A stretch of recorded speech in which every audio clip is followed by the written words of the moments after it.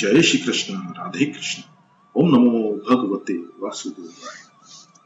एक दिन नंद जी और यशोदा माता दोनों ही आंगन में बैठकर कृष्ण की बाल लीलाओं की याद में खोए हुए थे। एक कौवा आकर काव काव करने लगा। कौवे की बोली शकुन में मानी जाती है। कौवे को सुना तो यशोदा जी ने सोचा कि आज मथुरा से शायद कोई आएगा। वह कृष्ण के वचन को याद करते हुए कौवे से कहने लगी, मेरा कन्हैया यदि आ जाए तो मैं तेरी चोंच सोने से मड़वाऊंगी, तुझे मिष्ठान खिलाऊंगी। कन्हैया के आगमन का समाचार देने वाले मैं जन्म जन्म सेवा करूंगी। कौवे, मेरा लाला कब आ रहा है? इधर उद्धव जी के रथ ने मथुरा की सीमा पार करके व्रज भूमि में प्रवेश किया। व्रज भूमि तो दिव्य है, सात्विक है, प्रेम भूमि है। यहाँ के पशु पक्षी वृक्ष सभी कुछ दिव्य है। वे सभी राधा कृष्ण का कीर्तन करते हैं। वृंदावन की महिमा का वर्णन कौन कर सकता है? कृष्ण के जाने के बाद मथुरा के ग्वाल बाल भी रोज प्रतीक्षा करते रहते थे। लाला ने शाम को लौटने का वायदा किया था, वह आता नहीं था, सो बच्चे रोते हुए घर लौट जाते थे। रोज का यही क्रम था। एक दिन श्री दामा, मधुमंगल आदि सभी ग्वाल बाल रास्ते पर बैठे हुए लाला की प्रतीक्षा कर रहे थे कि दूर से एक रथ आता हुआ दिखाई दिया। बालकों ने सोचा कि लाला ही आया होगा। वे दौड़ते हुए रथ के पास पहुंचे, किंतु रथ में जो बैठा था वह नीचे नहीं उतरा। यदि कन्हैया होता तो कूद कर नीचे आकर गले लग जाता। उद्धव जी बालकों को देखकर भी रथ में ही बैठे रहे और बच्चों से कहने लगे, मैं श्री कृष्ण का संदेश लेकर आया हूं। वह आने वाले हैं, मैं उद्धव। बालक कहने लगे, उद्धव जी, हम कन्हैया को सुखी करने के लिए उसकी सेवा करते थे। कभी हमने तो ऐसा सोचा ही नहीं था कि वह निष्ठुर हो जाएगा। कन्हैया के बिना यह सभी कुछ सूना सूना लगता है। वंशीवट, यमुना किनार, वृंदावन सभी कुछ सूना और उदास है। यहाँ था तब तो वह हमसे बड़ा प्यार करता था, किंतु लगता है कि वहां जाकर हमें भूल गया है। उद्धव जी, उससे कहना कि गोवर्धन नाथ व्रज में सभी उसे याद करते हैं। उसके बिना व्रज उजड़ गया है, वह कब आएगा इधर? बालक उद्धव जी को नंद बाबा के घर का रास्ता दिखलाते हुए कहने लगे, अच्छा हुआ कि तुम आ गए। हमें भी कन्हैया को संदेश भेजना है, किंतु तुम पहले नंद यशोदा जी के पास जाकर उनको सांत्वना दो। वे दिन रात लाला की प्रतीक्षा में रोते आए हैं। हम फिर मिलने आएंगे। इधर यशोदा जी कौवे से बातें कर रही थी कि वह रथ आंगन में आ पहुंचा। नंद जी और यशोदा जी ने माना कि कन्हैया ही आ रहा है। दोनों की जान में जान आ गई। दोनों रथ की ओर दौड़ पड़े। दोनों पुकार उठे, कन्हैया आया, लाला आया। वे दोनों दौड़ते हुए रथ के पास पहुंचे, किंतु उसमें कन्हैया नहीं, कोई और ही था। कृष्ण को न देखा तो कृष्ण को पुकारते हुए नंद जी मूर्छित हो गए। उद्धव जी को तो समझ में ही नहीं आ रहा था कि ये लोग कृष्ण का नाम लेकर क्यों रो रहे हैं।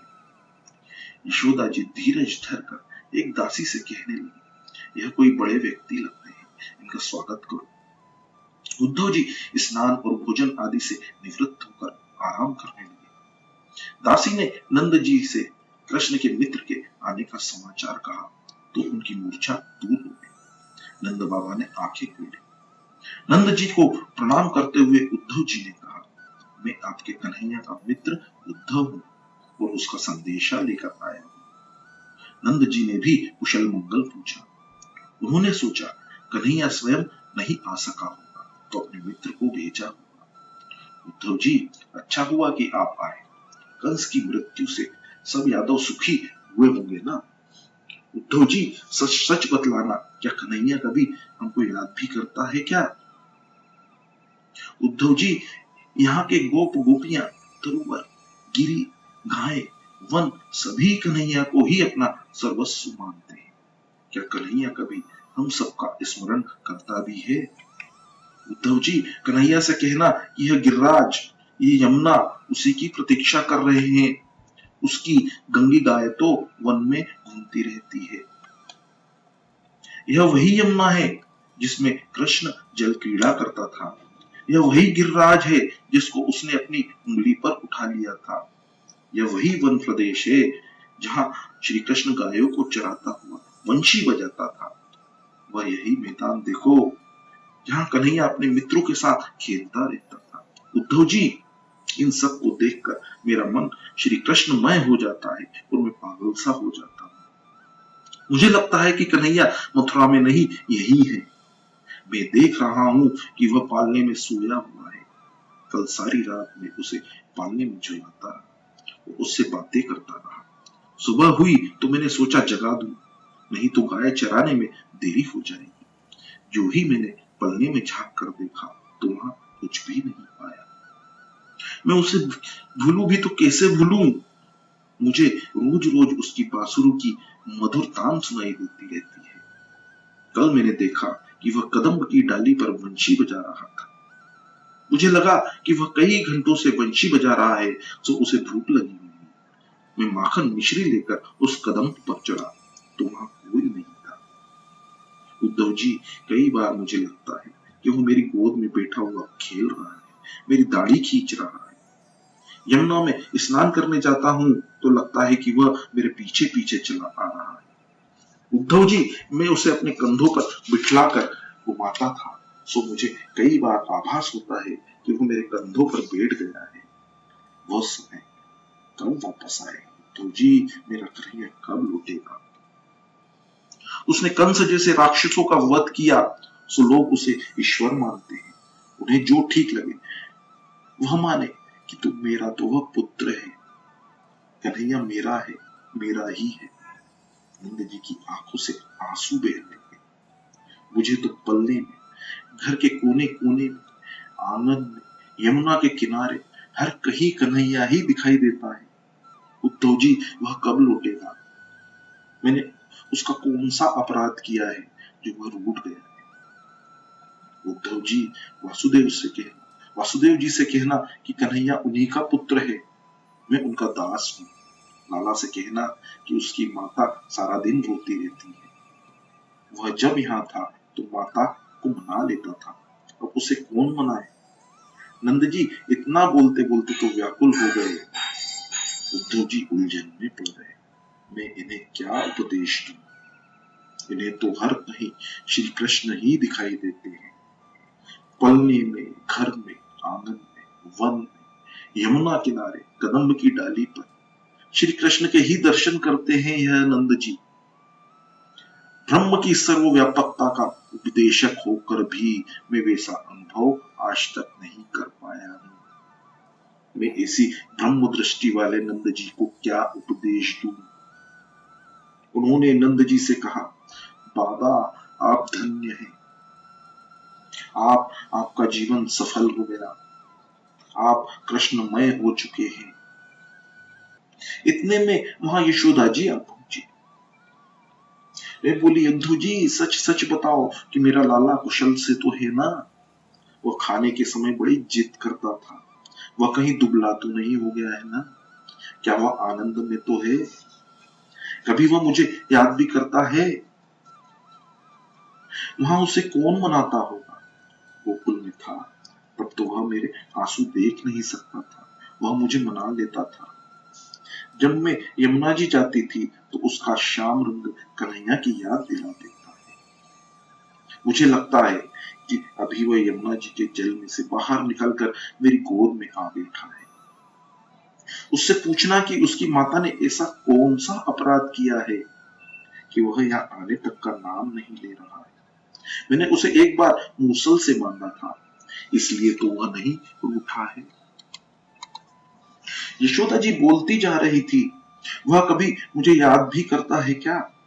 मैं उसकी माता तो हूं नहीं, उसकी माता तो देवकी है। देवकी से कहना कि सेविका की आवश्यकता हो तो मुझे बुलाइए। कृष्ण विरह में हम मरे जा रहे हैं। वो जहां हो वहां हमें ले चलो।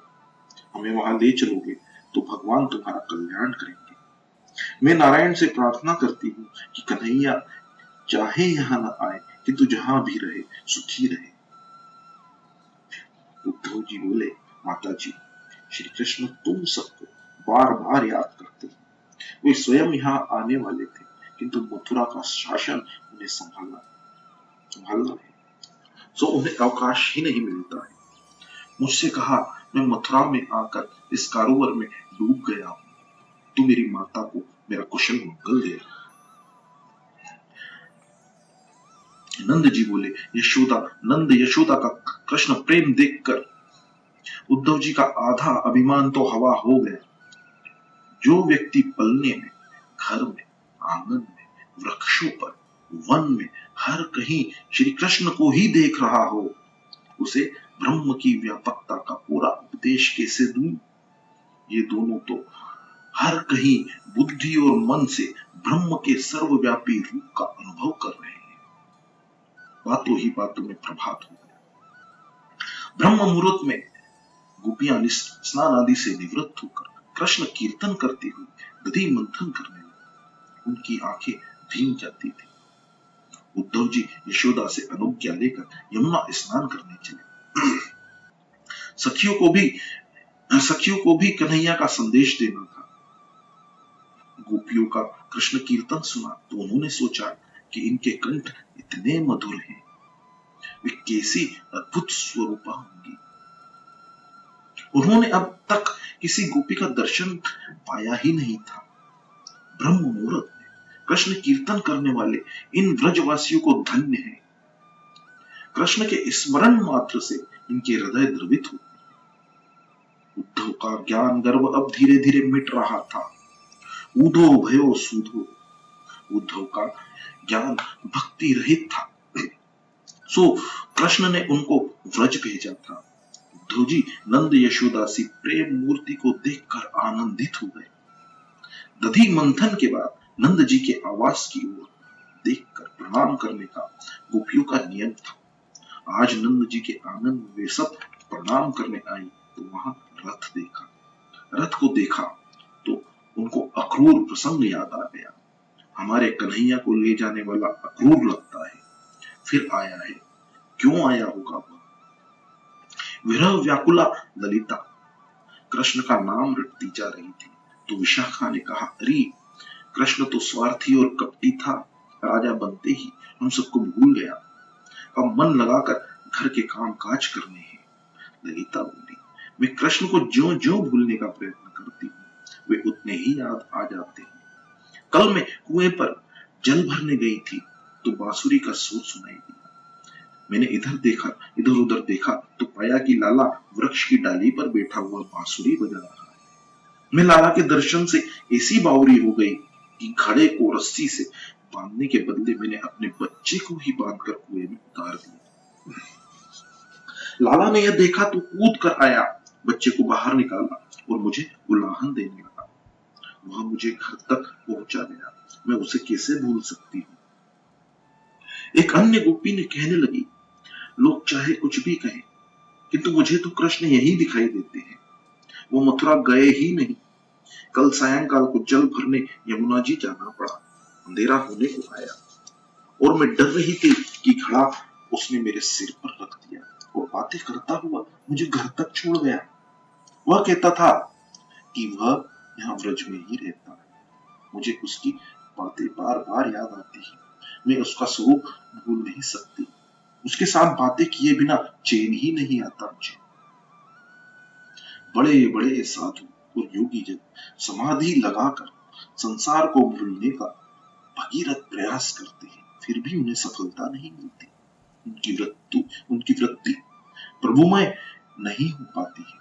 तो इधर ये गोपियां प्रयत्न करने पर भी संसार को याद नहीं कर सकती है, एक पल भी कन्हैया को भुला नहीं पाती, प्रभु को भूलने के प्रयत्न में निष्फल रहती।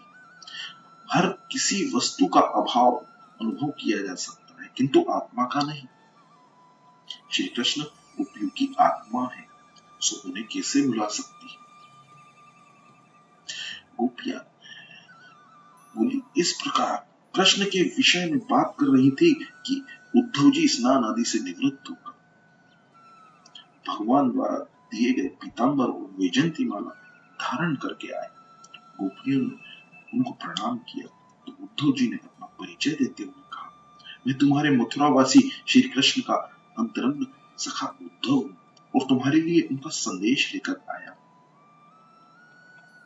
गोपियां बोली, तुम थोथे पंडित ही हो, क्या श्री कृष्ण केवल मथुरा में ही बसते हैं? वे तो सर्वस्व हैं, तुम्हें मात्र मथुरा में ही भगवान दिखाई देते हैं और हमको तो यहाँ के कण कण में उनका दर्शन हो रहा है। जय श्री कृष्ण, राधे कृष्ण, ओम नमो भगवते वासुदेवाय। जय श्री कृष्ण।